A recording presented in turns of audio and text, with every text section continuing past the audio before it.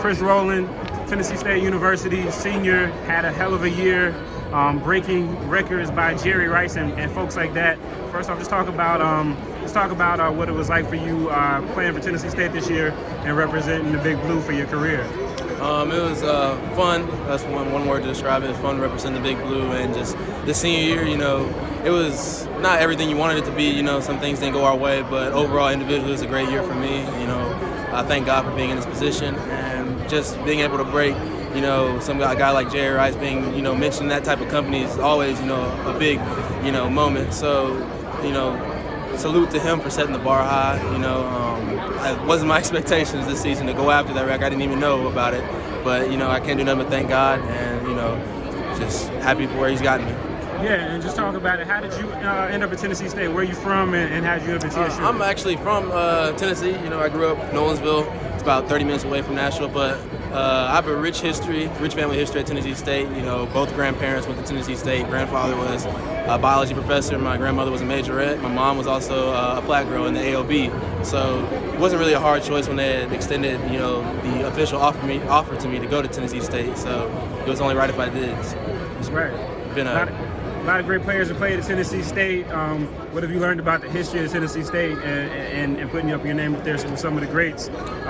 What's it like for you? A lot of great guys have come out of Tennessee State. If you got a nickname, you come from Tennessee State, you're a bad dude. So guys like Ed Too Tall Jones, Joe 747, Jefferson Shoot Joe, legends like those guys that are talked about forever around TSU, and just hopefully one day I could be mentioned like those guys coming out of Tennessee State.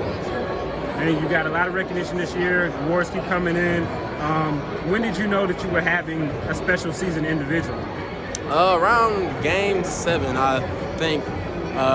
Somebody had mentioned I was me and Cooper Kupp were the only two players to reach 1,000 yards receiving in the first six or seven games. So that's when I realized, okay, I'm actually doing something decent here. So that's probably when I realized the turning point right there. Right.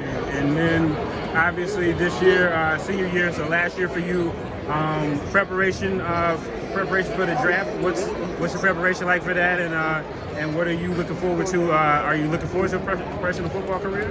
Absolutely. I've always had aspirations to play at the next level. It's been a dream of mine since I was, probably knee high. So that's one thing I'm looking for. And preparation for the draft. Right now, I'm just getting ready for the NFLPA Bowl. Is the next thing I'm playing in, so I'm just training and getting ready for that, getting my body back prepared from a long season. So looking forward to that. For those who haven't seen you play, who do you kind of pattern your game after? Who are some of the guys that they kind of see some of yourself in? Well, I've been compared to a lot of guys. I've been tagged as an all-purpose player, so that's either running back or receiver or return man. So running back wise, I've been compared to Tyreek Cohen, and receiver wise, I think they compared me to this guy. I've been compared to a lot of guys. Edelman's one of them. More of the shorter side receivers, not always the fastest, but can make plays happen when the ball's in their hand. Good in and out of cuts, stuff like that. So that's just a couple of names I've been compared to. And lastly, you guys don't play in the MEAC or SWAC. Sometimes you guys get overlooked as far as HBCU football.